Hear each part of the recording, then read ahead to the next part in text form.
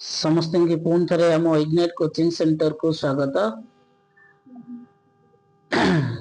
आज पुणी थे आम आलोचना करवा तुमर संस्कृत से श्लोक विषयटी जार नाम थिला युधिष्ठिर यक्ष संवाद। आम पूर्व वीडियो रे एक श्लोक 6 पर्यंत प्रैक्टिस करथिले। आज आम 7 टू प्रैक्टिस करवा। 7 नंबर श्लोक जोटा कि तुम देखि परिबो। 7 नंबर श्लोक तुमर अच्छी होची 7 नंबर श्लोकटी किं ज्ञानं प्रोच्यते राजन कह समस्त प्रकृतितः दया च का परप्रोक्ता किं चार्जव मुदा हृतं। आउथरे पढ़िबा कोन अछि ना किं ज्ञानं प्रोच्यते राजन कह समस्त प्रकृतितः दया च का परप्रोक्ता किं चार्जव मुदा हृतं। एटा तुमर अछि श्लोक 7। देखिबा पढ़िबा आलोचना करिबा। आमे इतरे पूर्व वीडियो रे आलोचना करथिले। एठी कोन होचंदी ना युधिष्ठिर को प्रश्न पचारछंदी कि यक्ष जे कि तांका भाई मान जतले पानी पे जाइथिबा समय रे न फेरिथिले सेठी जाई से देखिथिले तांका भाई मान कोन मूर्छित अवस्था रे पड़िथिले। तने तांको सेठी यक्ष कहिथिले जे तुमे जदि तुम भाई मानकर जीवन फेरी पाइबाक चाहछो ताले मो प्रश्न मानकर उत्तर दियो। तने सेमती आउ गोटे से चतुर्थ में आउ 4टी प्रश्न पचारले। कोन पचारले तांकर प्रश्न थिला प्रथमे किं ज्ञानं प्रोच्यते राजन। हे राजन ज्ञानं किं प्रोच्यते। से पचारले यक्ष युधिष्ठिर हे महाराज ज्ञानं किं प्रोच्यते माने ज्ञान काहाकू कुहा जाए। आ कोनटा पचारले कह समस्त प्रकृतितः कह समस्त प्रकृति माने कह च समह प्रकृतितः ता माने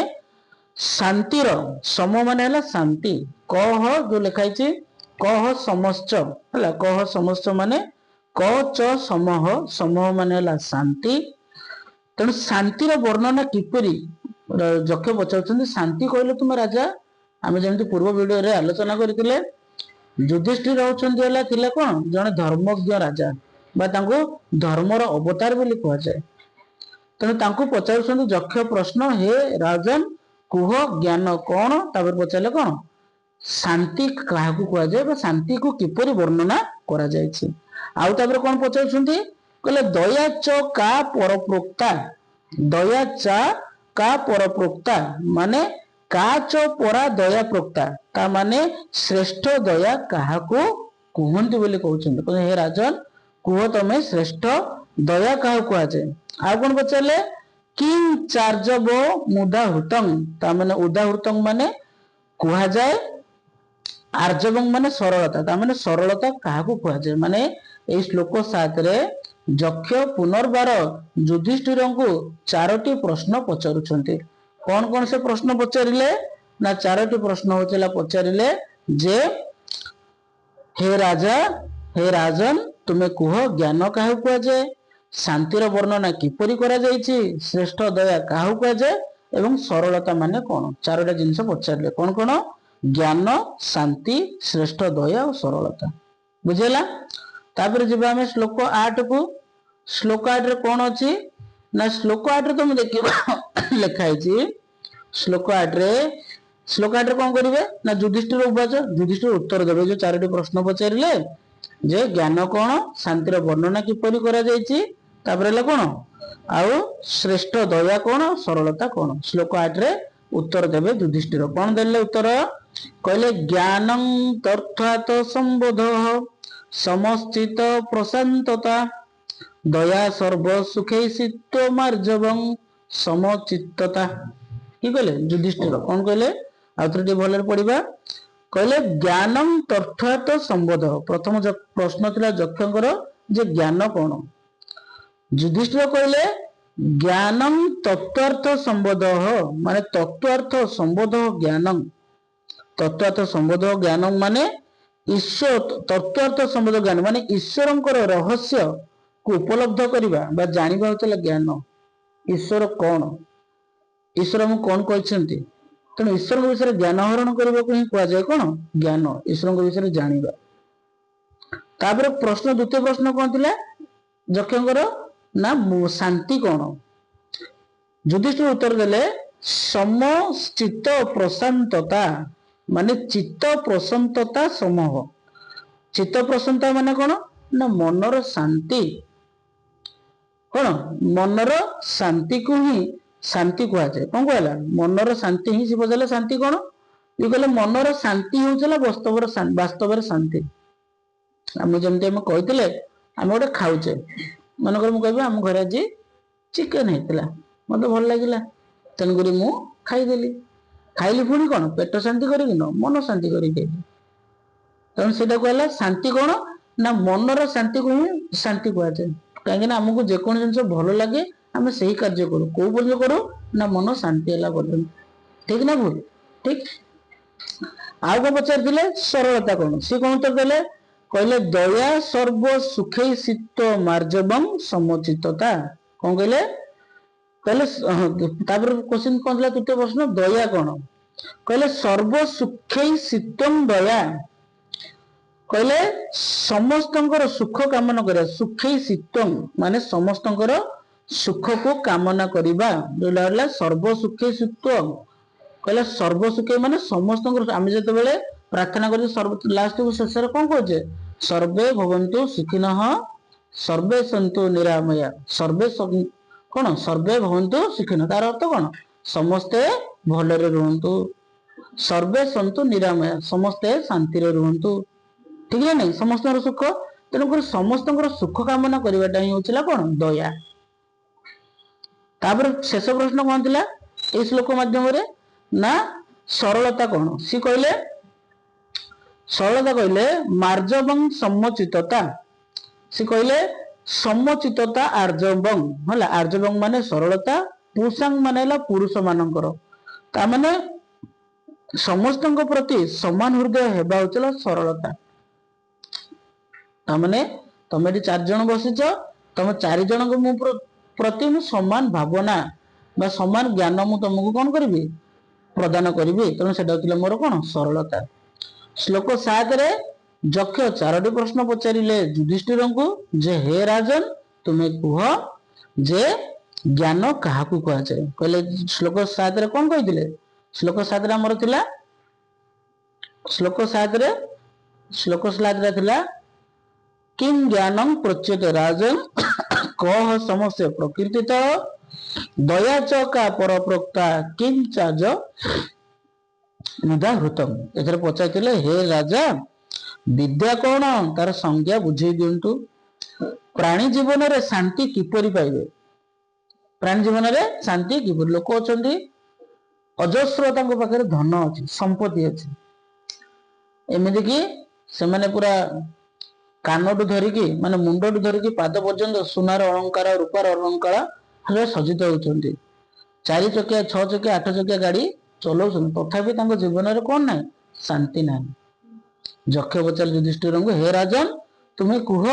ତାହେଲେ ଆମେ ଶାନ୍ତିଟା କଣ, ଶାନ୍ତିର ଲକ୍ଷଣ କଣ? ତାପରେ ପଚାରିଲେ ଦୟାର ଲକ୍ଷଣ କଣ, ଆଉ ସରଳତାର କଣ ଉଦାହରଣ ବା ସରଳତା କଣ? 4ଟି ପ୍ରଶ୍ନ ପଚାରିଥିଲେ। ଶ୍ଲୋକ 8 ମାଧ୍ୟମରେ କଣ ଉତ୍ତର ଦେଲେ ଯୁଧିଷ୍ଠିର? ଯୁଧିଷ୍ଠିର କଣ ଉତ୍ତର ଦେଲେ? ଶ୍ଲୋକ 8 ମାଧ୍ୟମରେ ଯୁଧିଷ୍ଠିର ଉତ୍ତର ଦେଲେ ଯେ ଜ୍ଞାନଂ ତତ୍ତ୍ୱାର୍ଥ ସମ୍ବଦଃ ଈଶ୍ୱରଙ୍କ ରହସ୍ୟ ଉପଲବ୍ଧ କରିବା ଜ୍ଞାନ, ତାପରେ ଚିତ୍ତ ପ୍ରଶାନ୍ତତା ସମହ ମନର ଶାନ୍ତି ହିଁ ବାସ୍ତବରେ ଶାନ୍ତି, ଆଉ ତାପରେ କଣ କହିଲେ ସର୍ବ ସୁଖେଇ ଶୀତଂ ଦୟା ସମସ୍ତଙ୍କର ସୁଖକୁ କାମନା କରିବା ହେଲା ଦୟା, ସମଚିତ୍ତତା ଆର୍ଜବଂ ମାନେ ସମସ୍ତଙ୍କ ପ୍ରତି ସମାନ ଆଦର ବା ସମାନ ହୃଦୟ ହେବା, ସେଟା ହଉଥିଲା କଣ ସରଳତା। ସେ କହିଲେ କିଏ ଯୁଧିଷ୍ଠିର କହୁଛନ୍ତି ଈଶ୍ୱର କହିଲେ ଅଦୃଷ୍ଟ, କଣ ଈଶ୍ୱର ହେଲେ ଅଦୃଷ୍ଟ, କେହି କେହି ଦୃଷ୍ଟ ମଧ୍ୟ କୁହନ୍ତି, ସେ ସାକାର ହୁଅନ୍ତୁ ଅଥବା ନିରାକାର ହୁଅନ୍ତୁ,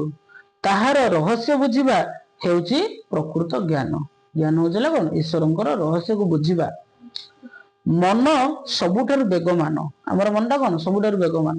ସବୁଠାରୁ ବେଗରେ ଗତି କରେ ଆମ ମନ। ତେଣୁ ମନର ଗତିକୁ ସ୍ଥିର କରି ଶାନ୍ତି ଉପଲବ୍ଧ କରିବାଟା ହଉଥିଲା ପ୍ରକୃତ ଶାନ୍ତି। କଣ ଶାନ୍ତି ଉପଲବ୍ଧ କରିବା, ମନର ଗତିଟାକୁ କଣ କରିବା ସ୍ଥିର ରଖିବା, स्थिर रखिकी शांति उपलब्धि करबा होतिला प्रकृत शांति। तापरे जगतवासी कल्याण को इच्छा करबा हैला दया। दया कोन ना समस्तଙ୍କର कोन मंगल कामना करबा सेटा हैला दया। आउ समस्त जगतवासी पई समान दृष्टिभंगी रखिबा सेटा हैला सरलता। ए होतिला समस्त मानवीय गुण। तनो एटा होतिला हमर कोन श्लोक 8 रो उत्तर बा युधिष्ठिर उत्तर देले श्लोक 7 रो हैला। तापरे जिबा हमें श्लोक 9 को जोडा थिला पुनी जक्ष पचारले। जक्ष श्लोक 9 रे पुनी आउतर पचार कोन पचारले कह शत्रु द्रुजय पुंसां कश्च व्याधिरनन्तक कीदृश्च श्रुतं साधुर साधु कीदृश श्रुत। के पचारले जक्ष पचारले पुनी तर कोन पचारले आउ चारिटा प्रश्न पुनी जक्ष पचारले कागु युधिष्ठिर को कोन पचारले कहले कौन शत्रु दुर्जय पुंसां माने कह पुंसां दुर्जय शत्रु। शत्रु दुर्जय जो लिखा है ताको हम संधि विच्छेद करदबा ताले सेटा हबो शत्रु युक्त दुर्जय हला। कहला कह पुंसां पुंसां माने कोन हम टिके पूर्व न बुझे पुंसां माने पुरुष मानकर कहला पुरुष मानकर कहला कौन पुंसां दुर्जय शत्रु पुरुष मानकर दुर्जय शत्रु किए कोन पुरुष मानकर दुर्जय शत्रु किए कश्च व्याधिरनन्तक व्याधि व्याधि माने कोन दुरारोग्य रोग जो लोक कहथिबो दुर्जय माने जाहाकू सहजरे जय करि हबो नहीं। सी कहले सीमाहीन जो पचारले से द्वितीय प्रश्न कह च कहले कश्च व्याधिरनन्तक कष्ट को जदि हम संदर्भित करदे सेटा कह च अनन्तक व्याधि को रोगटा होचला सीमाहीन माने सीमा नहीं बा तार कोन नहीं उपचार नहीं से रोग भल हबनी थरे हेले। आउ कोन पचारले कीदृश श्रुत माने कीदृश असाधु श्रुत ता माने कहउछन्ते किपरि साधु को आमे कोन करबा स्मरण रखिबा आ किपरि असाधु को स्मरण करे कहला कीदृश श्रुत साधुर साधु साधु माने कोन भल व्यक्ति असाधु माने खराब व्यक्ति ताले भल व्यक्ति को हम किपरि मन रखिबा आ खराब व्यक्ति को किपरि मन रखिबा बा स्मरण रहिबा। आ कोन कहले कीदृश श्रुत से चारटे अंश पचारले। प्रथम पचारले श्लोक 8 माध्यम रे से पचारुछंती जो श्लोक 9 माध्यम रे कोन पचारले जक्ष प्रथम पचारले पुरुष मानकर दुर्जय शत्रु किए तापर कहले एमिति को रोग अछि जार कोन सीमा नाही हला को एमिति रोग अछि हला जोटा कि तार कोन उपचार नाही माने भल होबनी सेटा आ को लोक को आमे कोन करबा जो असाधु लोक को केमति स्मरण को मन रखिबा आ साधु लोक को केमति मन रखे चारोटी प्रश्न पचारले। तापर जक्ष उत्तर देबे श्लोक 10 रे युधिष्ठिर उत्तर देबे कोन देले कहले क्रोधः सुदुर्जय शत्रु लोभ व्याधिरनन्तक सर्वभूत हितं साधुर साधु निर्दय श्रुतः। कोन कहले क्रोधः सुदुर्जय कहले क्रोधः सुदुर्जय माने क्रोधः सुदुर्जय शत्रु। प्रथम वचन बतले कोन पुरुष मानकर शत्रु किए पुरुष मानकर दुर्जय शत्रु किए ना युधिष्ठिर कहले क्रोध। कोन कहले क्रोध कहले युधिष्ठिर जक्ष कहले हे जक्ष एई संसार रे क्रोध रूपक शत्रु को जय करबा संभव नहीं। क्रोध आत्मघाती जानी मध्य मनुष्य क्रोध त्याग करि पारे नाही। कोन मनुष्य जानि जे रागीबाटा ही चला सब खराब तथापि हम राग छाड़ी पारु ना। तन जते जक्ष पचारले सबुठारो गोटे पुरुष पई जो देखिबा एटा क्रोधटा एक्चुअली समस्त में खराब केवल पुरुष पई न हला। तनो क्रोधटा कहा पे खराब ना जो पुरुष मानको दुर्जय शत्रु के ना क्रोध। तब द्वितीय प्रश्न कोन दिला को रोगटर उपचार नाही माने भल होबनी। ये कोन उत्तर देले कहले लोभ कहले शत्रु लोभ व्याधिरन्तक माने लोभ अनन्तक व्याधि तमें कहवा कथा लोभ होचला सीमान व्याधि निश्चित भाव में को रोगर उपचार नहीं ना लोभ बुझे ना नहीं मनकर आज आमको बापा आनिक गोटे 5 टंकिया पेन टे देले तापर आम देखिले मो आम सांग गोटे 10 टंकिया पेन टा धरी अरे हे काश मो पाखे था कि पेन टा तो बढ़िया है आमको लोभ होला घर जाए कहल बाबा आनी तुम पुणी थे 10 टଙ୍କା पुणी देले तुम देखिल नेक्स्ट तापर दिन तुम आ गोटे सांग गोटे 20 टଙ୍କା पेन धरची बढ़िया टिकटॉक पेन बढ़िया है तुम अरे हे काश मो पर लोभ होला तुम जाए घर जाए पुणी थे कहल है तेणु मनीषर लोभर कौन ना अंत ना मनीषर इच्छा है कौन असीम तेणु कौ रोगर उपचार ना माने औषध ना से रोगर ना से रोगटा होता कौन लोभ किए लोभ तापर आउ कौन दुटी प्रश्न थिला ना असाधु खराब लोक को भल लोक आम केमी मन रखा से उत्तर देले तार कहले सर्वभूत हित साधुर साधु निर्दय श्रुत कहले समस्त प्राणीर मंगलकारी व्यक्ति है साधु भल व्यक्ति किए ना जी समस्त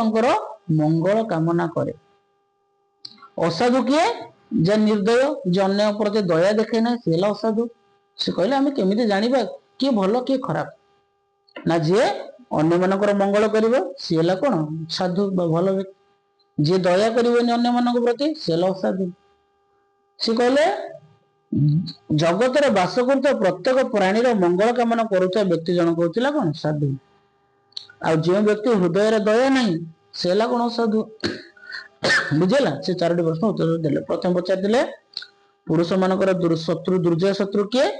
ना जक्ष युधिष्ठिर उत्तर देले सी है क्रोध तापर पचारे सीमाहीन व्याधि किए को रोगर मेडिसिन नहीं युधिष्ठिर कहले लोभ तापर पचारे औषध शुद्ध लोग केमी चिन्हवा युधिष्ठिर उत्तर देले जो व्यक्ति अनुमान मंगल कामना करे सी साधु जहाँ मन दया नहीं सी असाधु बुझेगा तापर जीवा श्लोक 11 श्लोक 11 कौन कहला जक्ष पुणी पचारे कहले कह पंडित पुमान गेय नास्तिक कह प्रकृति को मूर्ख कश्च काम सैत् को मत्सर इति स्मृत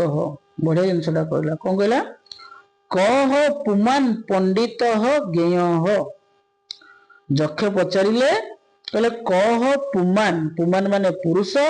गेय माने जानिबा उचित कहले जक्ष पचारे क्यों पुरुष को पंडित बोली कह पंडित जानिबा क्यों पुरुष पंडित बोली आम कहबा क्यों पुरुष को नास्तिक क प्रकृतिता नास्तिक बोली किए बा किपरि आम जानिबा तापरे को मूर्ख मूर्ख किए तापरे कश्च काम सैत् कामना काहा कुआ जाए आउ को मत्सर इति स्मृत आउ क्या को आम असहिष्णुता कहबा बुझेला प्रथम पचारे कें पुरुष को पंडित कहबा नास्तिक क्या चिन्हवा केमती मूर्ख किए कामना क्या कहुए आ असहिष्णुता क्या कहुए बोली जक्ष श्लोक 11 माध्यम पचारे क्या ना युधिष्ठिर बुझेगा तापर आर उत्तर देवे किए जो जक्ष पचारे क्या युधिष्ठिर बर्तमान युधिष्ठिर उत्तर देवे श्लोक 12 मध्य कौन कहले धर्मज्ञ पंडित ज्ञ नास्तिक मूर्ख उच्यते काम संसार हेतुश्च हृताप मत्सर स्मृत जक्ष प्रथम कौन पचार कहले पंडित किए कहले धर्मज्ञ पंडित ज्ञेय कहले कौ लोक को आम पंडित कह जक्ष पचार कौ लोक को पंडित कहबा श्लोक युधिष्ठिर उत्तर देले कहले धर्म जानिथिबा लोक धर्मज्ञ पंडित ज्ञेय कहले धर्म जानिथिबा लोक पंडित अटंती कौन अटंती कि जानिथिबा धर्म जानिथिबा लोक पंडित अटंती तापर कौन पचार मूर्ख किए है सी कहले जो नास्तिक कौन ना नास्तिक किए ना मूर्ख को नास्तिक कहुए मूर्ख किए आम कहले पंडित किए ना जो वेद जान जो भगवान जान कहले जो भगवान को न जानला सी है मूर्ख कहले नास्तिक है क्या कहे मूर्ख कहुए तापर आउ गोटे क्वेश्चन कौन था मूर्ख किए पुणी पचारा मूर्ख किए ना काम संसार हेतु उच्च हतोपि मत्सर स्मृत तार असहिष्णुता किए कहले ना कामना सांसारिक हृताप मत्सर प्रथम कहले कामना कौन ना संसार हेतुश्च काम कामना होचला सांसारिक विषय वासना प्रति शक्ति आसक्ति सेटा कामना जमती कि ये मो पुओ से मो झील ये मो बापा ये मो बो एटा होचला जो तुमर आत्मीय मान प्रति जो तुमर अच्छी कौन भावना अच्छी ये होचला कहते कौन कामना विषय सांसारिक विषय वासना प्रति आसक्ति लोभ थिबा विषय कहुए कौन कामना तापर आउ कौन कहले ना वृताप मत्सर स्मृत हला आउ असहिष्णुता कौन ना हृदयर खेद कौन कहले हृदयर खेद ही हूँ असहिष्णुता बा परश्री कातरता चारोटी प्रश्न से पचारि किए श्लोक 11 माध्यम पचारे दक्ष चारोटी कौन प्रश्न पचारे ना क्या पंडित कहवा मूर्ख किए आउ कामना कौन आउ आमर परश्री कातरता कौन परश्री कातरता कौन चारोटी प्रश्न पचारि जो को मत्सर इति श्रुत से परश्री कातरता कौन युधिष्ठिर कहले जो लोक वेद जानी धर्मज्ञ सी पंडित नास्तिक किए ना मूर्ख होचले नास्तिक मूर्ख किए ना जे वेद जान ठाकुर विषय जे भगवान को मान सी नास्तिक आउ कहले कामना कौन ना संसार विभिन्न विषय प्रति आसक्ति लोभ रहा होचला कामना परश्री कातरता कौन ना हृदयर खेद तुम जो मन जो दुख विलाप करुच से परश्री कातरता बुझेगा यहाँ श्लोक 12 उत्तर है तापर जिबा श्लोक 13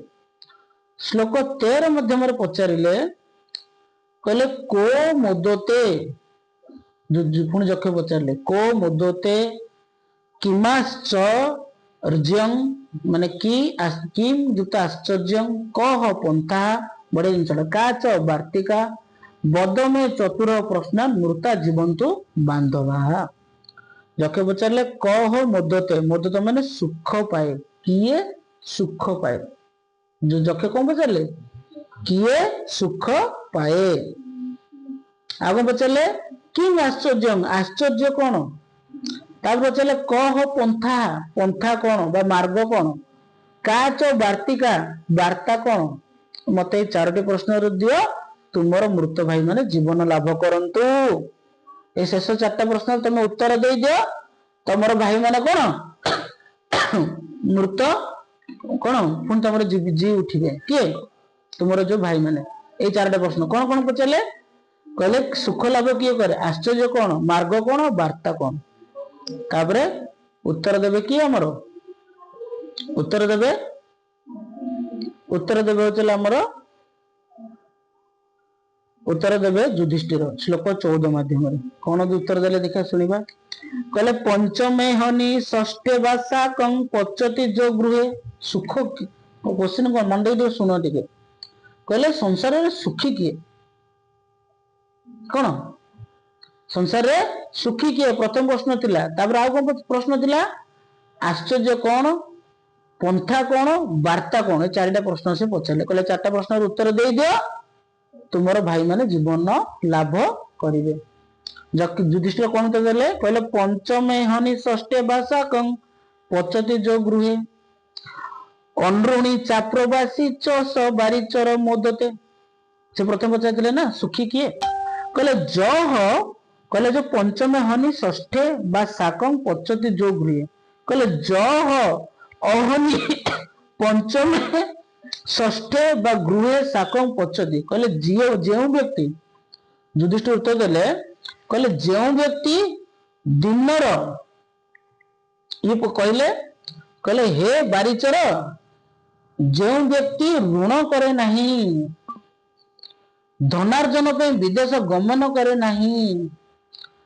दिवसर पंचम बा षष्ठ प्रहर रे निज घरे थरे मात्र शाकान्न पाक करी भोजन करे से लोक ही यही संसार प्रकृत सुखी कौन कहले क्वेश्चन थिला जक्षकर जे संसार रे सुखी किए युधिष्ठिर कहले जो लोक हे बारिचर जक्ष कौन कहले हे बारिचर जो व्यक्ति ऋण करे नहीं से ऋण कर नथियो आज 5 टंका रोजगार कला से 5 टंका ताको जीविका अर्जन करिवो ऋण करिवोनी आउ धनार्जन भी विदेश गमन करे ना जी निज परिवार को छाड़ी विदेश गमन करी नथिबो माने जो माने बाहर जा रहउछन सब घर को दूर रहउछन तो सेटा पैसा अवश्य रोजगार करूछन किंतु घर को फेरी सारला परे जो परिवार सदस्य मान प्रति जो समय बिताइबा सेटा तांग पाखरे नाही तेणु युधिष्ठिर कहउछन जे लोक जे ऋणी करे नाही जे पैसा रोजगार करबा विदेश को जाए नाही आउ जे दिनर पंचम षष्ठ प्रहर रे निजे घरे थरे मात्र समस्त सहित मिसी खाद्य खाई थाए सी हूँ सबुठ सुखी संसार से ही व्यक्ति सुखी जे ऋण करनी रोजगार करने घर छाड़ी बाहर को जीवनी आ प्रत्येक दिन पंचम माने आम कहीपर रात्र भोजन संध्या भोजन हो पचे घर आसिक खाइब माने बापा दिन सारा घर बाहर रुहतु पचे किंतु संध्या हो कि राति जमी देले घर परिवार मान सहित मिसी खाइबे आ सी हूँ कौन जीवन में सुखी पचार ना सी सुखी किए सी से कथा कहले आउ कौन कहले आउ कौन पचारि आउ कौन पचारि से पचारि आउ वार्ता कौन है सी कौन कहले पंचमानी षष्ठ भाषा कम पचती च गृहे अनुणी चाप्रवासी च परिचर मोदते से पचारि कहले जह अहनि पंचमे व गृहे साकम पचती अनुड़ी अप्रेस च भगवती बारिचर सह मोदते से कौन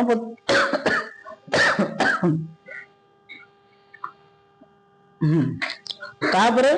आउ कौन आउ रहिले तीनटा प्रश्न आउ कौन रहिला आउ रहिला से जो पचारे वार्ता कौन ना एटा ही होचला वार्ता एटा ही हला पंथा एटा ही होचला कौन हमर जे एई मार्ग रे हमें परिवार टू दूर रहिबानी परिवार जत्न नबा आ घरे सब बेले सांग होई समस्त सहित खाइबा हला तापर होचला शेष श्लोक पढ़िबा कौन कहला शेष श्लोक ना शेष श्लोक न 15 श्लोक 15 तुम एटा अच्छी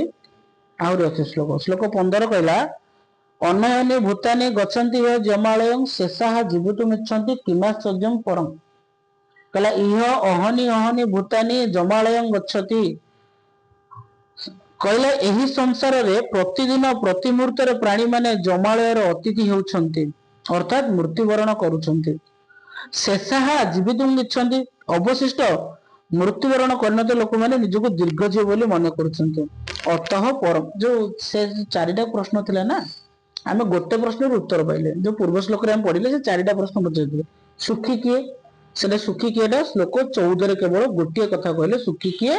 ना जो व्यक्ति ऋण करे नाही पैसा रोजगार करबा पे विदेश को जाए नाही जे पंचम षष्ठ दिनर पंचम षष्ठ अवसर रे घरे समस्त सहित मिसे खाए सी होचला से व्यक्ति जीवन रे सबुठ सुखी तापर द्वितीय प्रश्न थिला कोन आश्चर्य कोन युधिष्ठिर कहउछन्ती युधिष्ठिर कोन कहले अहन्य अहनि भूतानि गच्छन्ति ह जमालयं शेषाः जीवितुमिच्छन्ति किमा सज्ज मतम जके बचले आश्चर्य कथा कोन युधिष्ठिर कहले लोक माने जानिसन्ती जे आज न होले काली हम कोन रे मरिबा तथापि से बंचिबार इच्छा करन्ती हला तो एइटा ही सबुठारु आश्चर्यर कथा आउठारु आश्चर्यर कथा किछि नाही जो कोन कहले से कहले एही संसार रे प्रतिदिन प्रति मुहूर्त रे प्राणी माने जमालयर अतिथि होछन्ति अर्थात मृत्युवरण करूछन्ति अवशिष्ट मृत्युवरण करनते लोक माने निजको दीर्घजीवी लाउनी जो माने मरि गले जो माने बंचिसन्ति मनकर आज यदि किए मरि गला अन्य माने भाबुछन रे मरि गला आमे जो मो जीवनटा अछि से जानिछन्ति से भी दिन दिन मरिबे जानि कि भी निजर को बंचिया पे इच्छा करते एटा ही सबुठारु कोन आश्चर्य तापर नेक्स्ट कोन थिला हला तामाने कोन प्राणी माने संसार को आसंती पुनः यथा समय आर परिक फेरी जोटा कहला अहन्य अहन्य भूतानि गच्छन्ति जमालयं माने प्राणी माने संसार को आसंती पुनः यथा समय पर पर फेरी जांती केही रही नाही रहिबे नाही ए भवरंग भूमि तळे सर्वे निज निज अभिनय सारी बाहुडीबे काल बेले नाही हमर कोन केही रही नाही रहिबे नाही ए भवरंग भूमि तळे सर्वे निज निज अभिनय सारी बाहुडीबे काल बेले तेणु प्रतिदिन जन्म मृत्यु चक्र घुरुची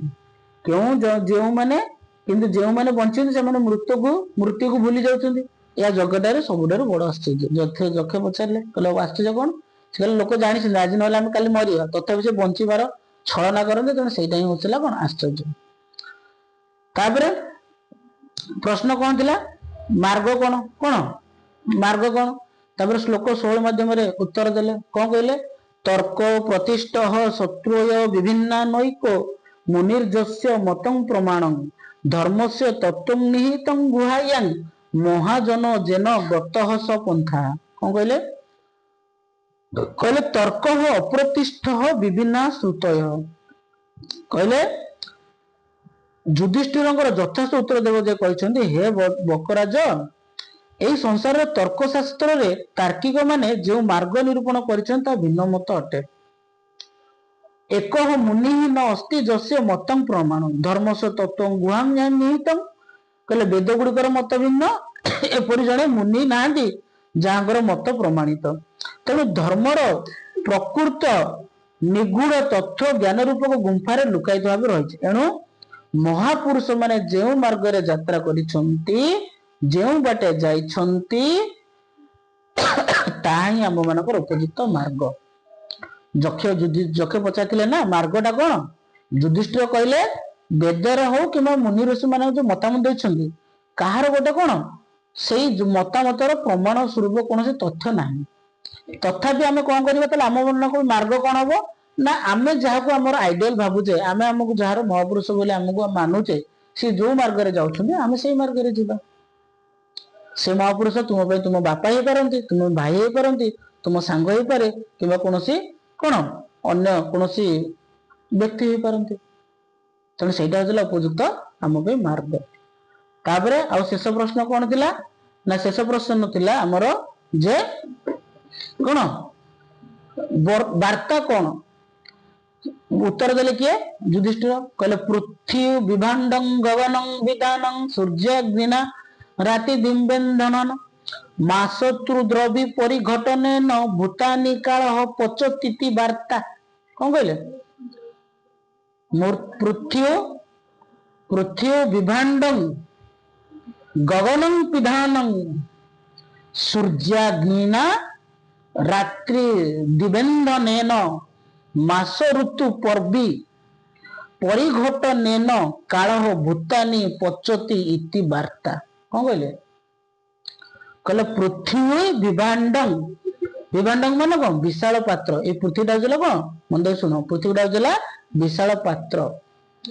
गगनं पिधानं गगन माने कौन आकाश पिधानं माने आवरण बा ढांकुड़ी पृथ्वीटा हला कौन विशाल पात्र आउ आकाशटा हला कौन तार ढांकुणी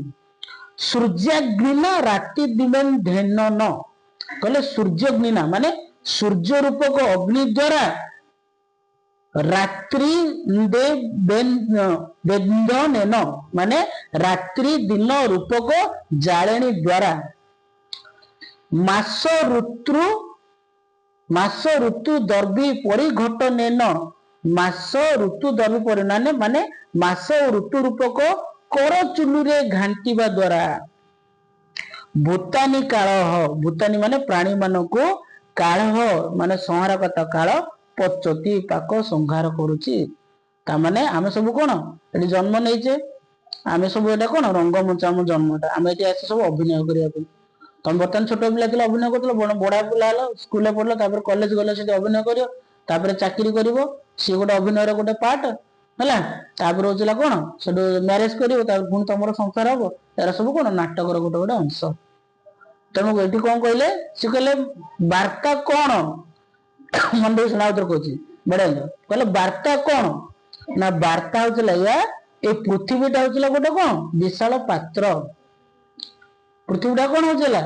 विशाल पात्र आकाशटा कौन ना आकाशटा तार ढांकुणी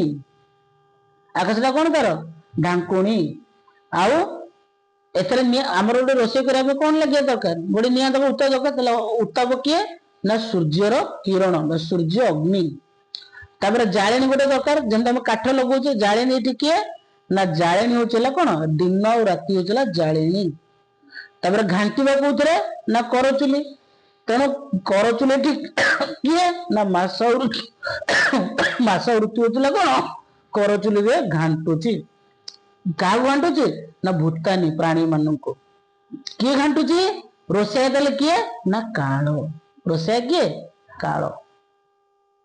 କାଳ ଦ୍ୱାରା ଆଉ ଏଇଟା ହିଁ ହଉଥିଲା କଣ ଆମେ ଏଇଟା ହିଁ ହଉଥିଲା ଆମ ପାଇଁ ବାର୍ତ୍ତା। କାଳ ରୂପକ ରୋଷେଇଆ, ପୃଥିବୀ ରୂପକ କଣ ପାତ୍ର, ଆକାଶ ହଉଥିଲା ତାର ଢାଙ୍କୁଣୀ ହେଲା, ସୂର୍ଯ୍ୟ ନିଆଁ ହଉଥିଲା ଅଗ୍ନି, ଦିନ ଆଉ ରାତି ହଉଥିଲା ଜାଳେଣୀ, ଆଉ ମାସ ଆଉ ଋତୁ ହଉଥିଲା କରଚୁଲିରେ ଆମକୁ ଘାଣ୍ଟୁଛି କାଳ। ଆଉ ଏଇଟା ହଉଥିଲା ବାର୍ତ୍ତା। କିଏ କହିଲେ? ଯୁଧିଷ୍ଠିର କହିଲେ ହେ ଯକ୍ଷ ବାର୍ତ୍ତା କଣ ନା ପୃଥିବୀ ଏକ ବିଶାଳ ଆକାର ପାତ୍ର, ମହାଶୂନ୍ୟ ଆକାଶ ଏହି ପାତ୍ର ଉପରେ ରହିଥିବା ଢାଙ୍କୁଣୀ ସଦୃଶ। ସୂର୍ଯ୍ୟ ଯଥା ସମୟରେ ଅଗ୍ନି ଦାନ କରୁଛନ୍ତି, ଦିନ ରାତି ଇନ୍ଧନ ସଦୃଶ ସେ ଅଗ୍ନିରେ ଦଗ୍ଧ ହେଉଛି। ମାସ ଋତୁ ପୂର୍ବକ ଚଟୁ ହାତରେ ଧରି କାଳ ପ୍ରାଣୀ ମାନଙ୍କୁ ଘାଣ୍ଟୁଛି, ପାକ କରୁଛି। ଏହି ବିଶ୍ୱ ମହାକାଳର ରୋଷେଇଶାଳ ପାଲଟିଛି। ପ୍ରାଣୀ ମାନଙ୍କର ଏଥିରୁ ବାହାରକୁ ଯିବାର ବାଟ ନାହିଁ। ଏହା ସଂସାରବାସୀଙ୍କ ପାଇଁ ବାର୍ତ୍ତା। ଯୁଧିଷ୍ଠିର ଏହିପରି 4ଟି ପ୍ରଶ୍ନର ଉତ୍ତର ଦେଇଥିଲେ। ବୁଝିପାରିଲ? ମୁଁ ଆଶା କରେ ତୁମମାନଙ୍କୁ এই ବିଷୟଟି ନିଶ୍ଚିନ୍ତ ଭଲ ଲାଗିଥିବ। ତେଣୁ ତୁମର ଗୋଟେ ଭଲ ସୁନ୍ଦର ଲାଇକ୍, ସେୟାର, ସବସ୍କ୍ରାଇବ କରି ଗୋଟେ ସୁନ୍ଦର କମେଣ୍ଟ ଦେଇଦବ। ରହିଲି, ଜୟ ଜଗନ୍ନାଥ।